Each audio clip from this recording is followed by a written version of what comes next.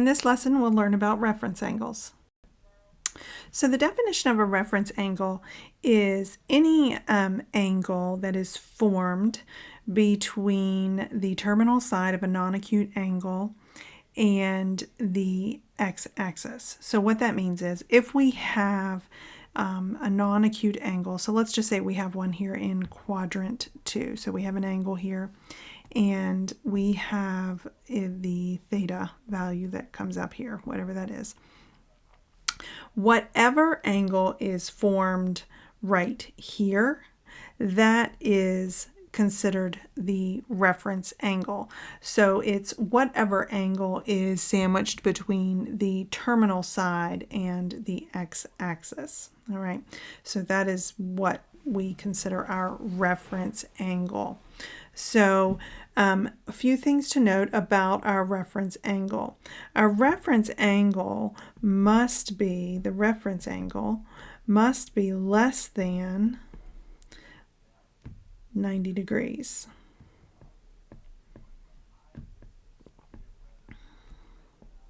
So it's always going to be an acute angle. All right, so in a few minutes I'm going to show you why that is and how that works.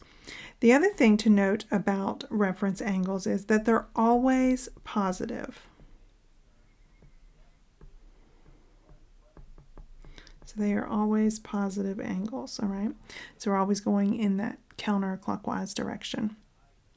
We're always looking at them over here. All right, so let's take a look at reference angles. Let's get a better idea of what they look like. So if you can, maybe open up another window in your web browser and follow along with what I'm going to open up. If you can't, that's okay. You can just take a look at what I'm doing. But I'm going to open up a different web browser here. I'm going to go to mathopenref.com/reference-angle.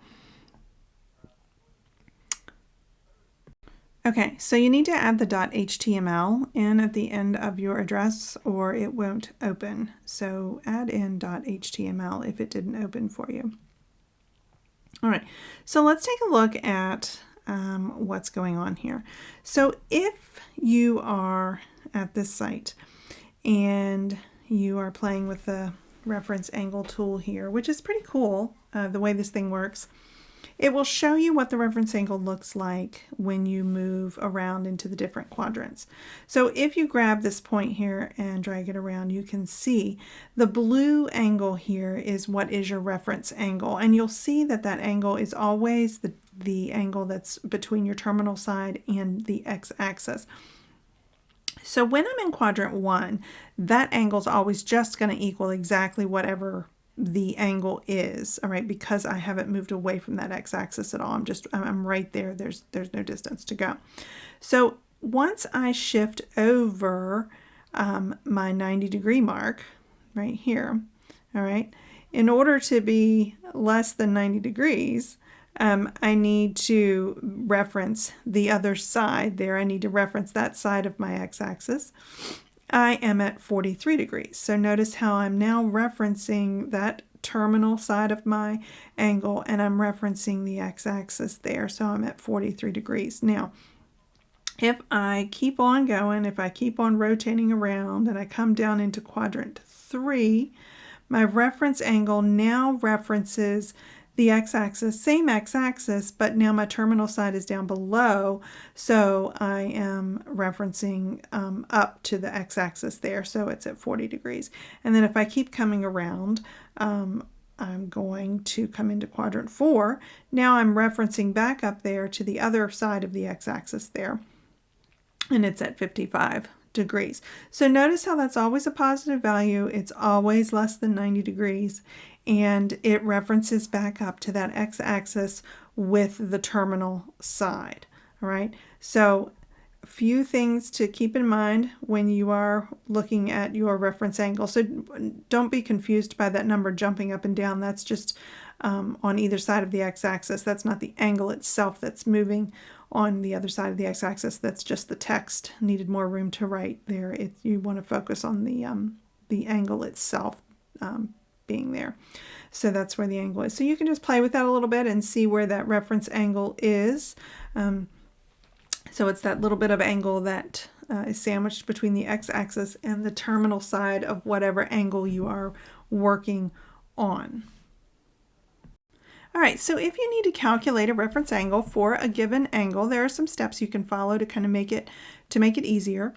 The first thing you want to do is make sure that you're thinking about your angle in terms of an angle that is between 0 and 360. So you want to look at the angle that you're given and think about maybe unwinding it. So if it's an angle that's bigger than 360, you want to subtract 360 and until you're looking at an angle that is between 0 and 360. So you want to look at an angle between 0 and 360. So we like to think of it as unwinding your angle.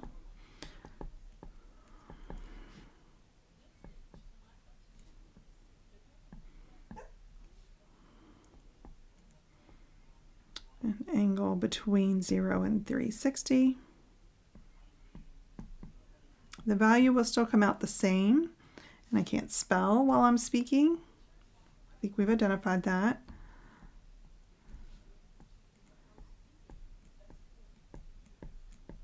So doing that means we're either going to add or subtract 360 depending on what our angle value is, and we may not need to do that, add or subtract 360. Now if we're working in radians, we would add or subtract 2 pi. Remember, 2 pi is the same thing as 360. The next thing you're going to do is you're going to sketch that angle to see which quadrant you're in. So that can be really helpful until you get really good at this. Sketch to see what quadrant you're in.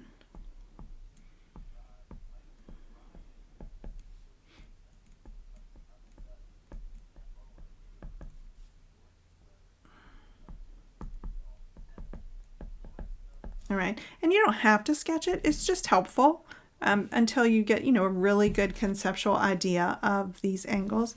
And then depending on which quadrant, that's going to tell you what calculation to do to get that reference angle. So calculate a reference angle depending on quadrant.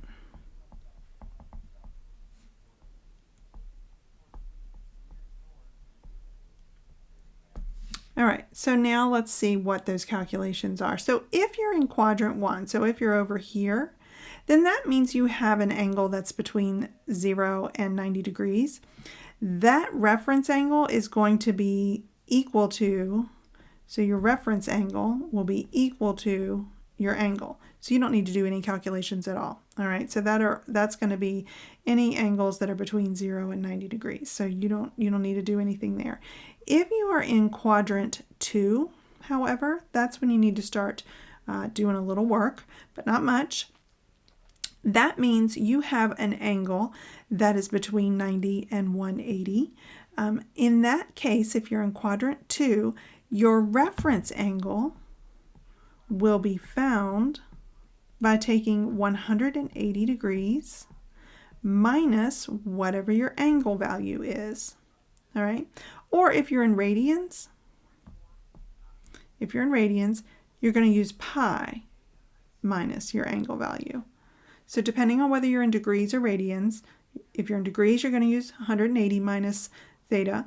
If you're in radians, you're going to use pi, because remember, if we're dealing with the unit circle and we're dealing in radians, then we're at pi over here. All right.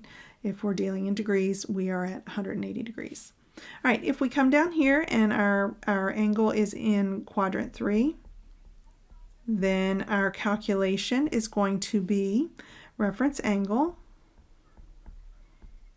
will equal theta. We're going to do this in reverse. We're going to take theta minus 180. Or if we're in radians, we're going to take theta, which is our angle, minus pi. And last, if we're in quadrant 4, then our reference angle will be equal to 360 minus our angle. Or if we are in radians, remember 360 is 2 pi minus our angle value. All right, so let's take a look at how we would do this. My chart, I'm going to use this formula right here, okay? All right, so here's an angle of 345 degrees. I don't need to unwind it. I'm between 0 and 360. The first thing I need to do then, or the next thing I need to do, is decide which quadrant I'm in. This angle is going to land over here in quadrant 4. All right, so that's probably not an accurate depiction of that angle. I'm just drawing it to say I'm in quadrant 4.